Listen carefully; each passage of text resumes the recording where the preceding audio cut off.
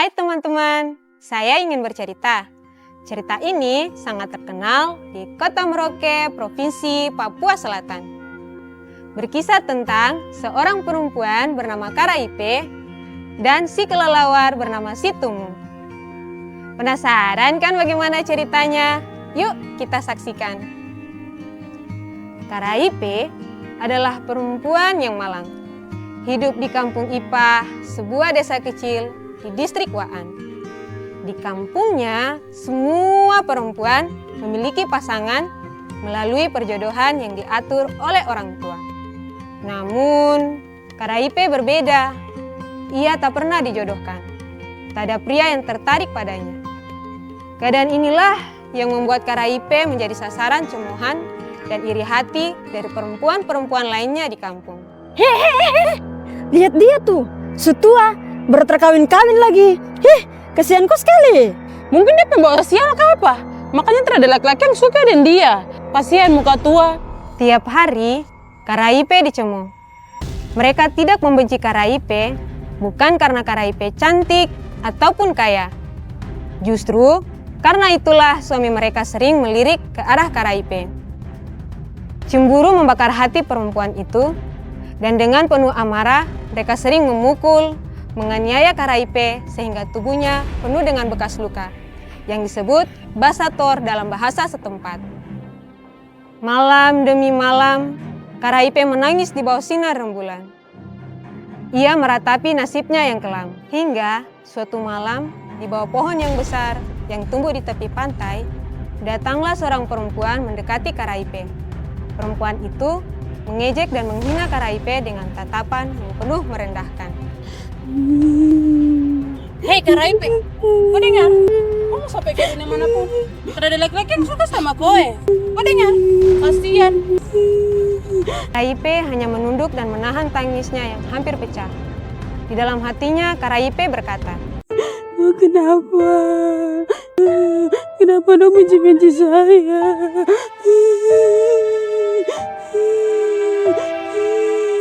Malam itu, Karaipe memutuskan untuk pergi meninggalkan kampung halamannya yang memberikannya banyak luka batin dan fisik. Sebelum Karaipe pergi, ia membawa beberapa bekal yang berisi 2 sisir pisang yang disebut cance kafe dan sebotol wadah air yaitu chow tobu dalam bahasa Tor.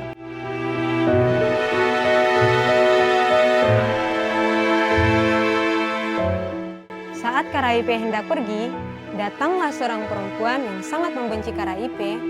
Ia mengejek Karaipe. Kenapa? Kau mau pergi? Kau mau pergi kemana? Kau sudah betah lagi tinggal di sini kah? Kau pergi sudah? Terus balik-balik lagi. Dasar perawan tua.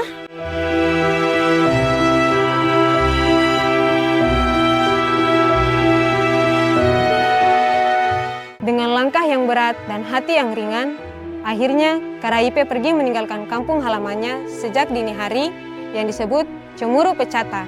Ia berjalan menyusuri pesisir pantai dan membiarkan angin malam menyentuh wajahnya. Kini, tibalah sampai Karaipe di satu tempat yang bernama Akos yang sekarang disebut Tanjung Salak. Di sana, ia membangun rumahnya dengan tangannya sendiri, berharap mendapatkan kedamaian bagi dirinya.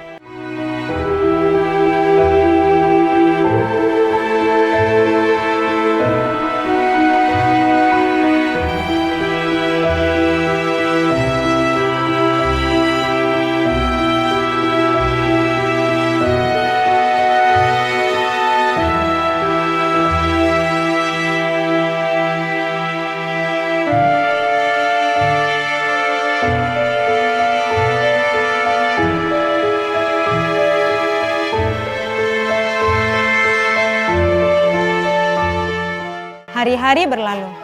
Tiap hari Karaipe bermain.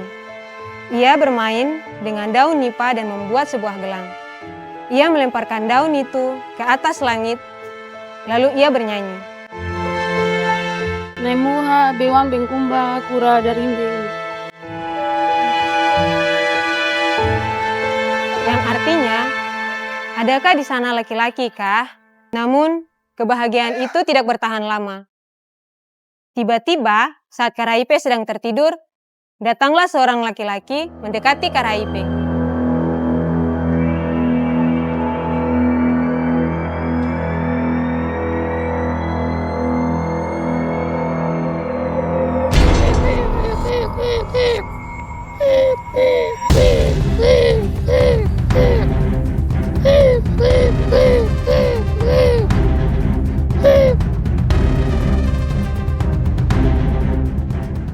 Dengan cepat Karaipe bangun. Ia melihat pria asing yang belum pernah ia temui mendekati dirinya. Ketakutan pun menguasai dirinya. Tolong, sakiti saya. Datang ke kampung gara-gara dong sering sakiti saya. Namun, pria itu tersenyum mendekati Karaipe, berusaha menenangkan Karaipe. Tidak usah kau takut saya, kamu bukan datang untuk sakitiku. Setiap hari saya lihat kau menyanyi, kau bermain. Saya suka kau. Saya bukan datang untuk sakitiku. Karaipe terdiam sejenak. Ia mencoba memahami pria itu dan melihat niat baiknya.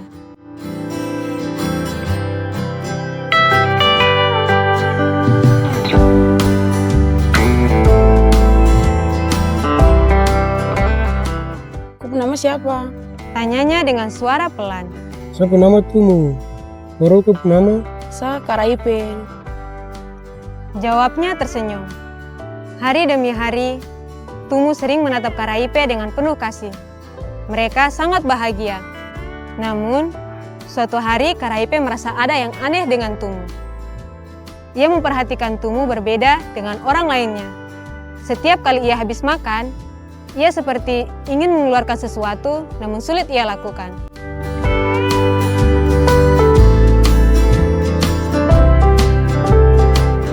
Tumu, kau dari mana?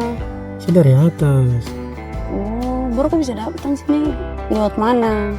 Saya di atas pohon. Tadi saya lihat kau bermain itu yang saya turun. Oh, Tumu, saya ada taruh kau pisang. Ini kau makan dulu.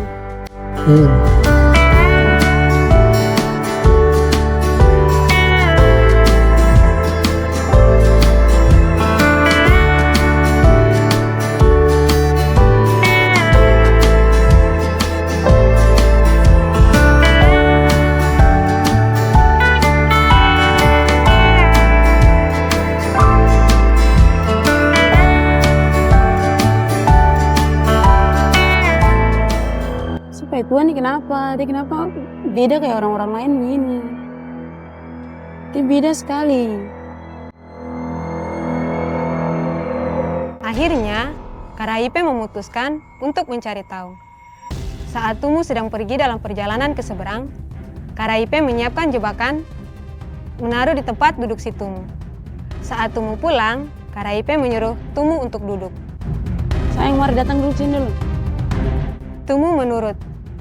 Namun, ketika ia duduk, kayu tajam itu menancap tubuhnya sehingga ia berteriak kesakitan. Nandara, Nandara, Nandara. Teriaknya dalam bahasa Karaipe yang artinya, pindah, pindah. Tumu akhirnya mengeluarkan kotorannya, dan Karaipe segera merawatnya. Namun, setelah kejadian itu, Tumu tak pernah keluar lagi pada siang hari. Ia hanya keluar mencari makan pada malam hari, seperti seekor kelelawar yang tertidur pada siang hari. Waktu terus berlalu. Akhirnya, Tumu mengajak Karaipe untuk pergi ke Kampung Aru, tempat asalnya.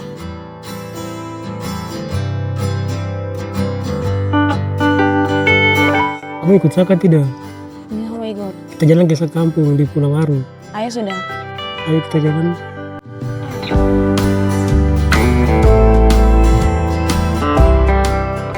Mereka merencanakan perjalanannya, namun sebelum mereka pergi, datanglah keluarga Karaipe mencari Karaipe untuk mengajaknya kembali ke kampung Ipa.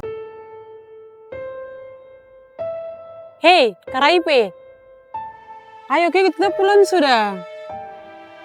Ayo Karaipe, mari kita pulang sudah. Bagaimana kau bisa bertahan hidup sendiri di sini?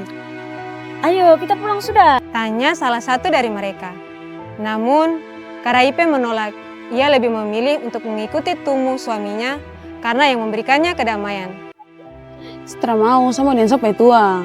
Jawabnya mantap. Keluarga Karaipe akhirnya menerima keputusan Karaipe dan membiarkan Karaipe pergi bersama suaminya. Legenda Karaipe dan Tumu menjadi cerita turun-temurun kepada anak cucu mereka di Kampung Ipa dan Pulau Aru. Kini, orang-orang Kimahima dan Pulau Aru setiap kali mereka bertemu, mereka akan saling menyapa dengan panggilan penuh hormat yaitu Moyang. Sekian dari cerita kisah tentang Karaipe dan si Tumu sang kelelawar. Jadi teman-teman, pesan moral yang kita dapat dari kisah Karaipe adalah kebaikan dibalas dengan kebaikan. Kejujuran dan ketabahan akan mendapatkan hasil yang baik. Terima kasih.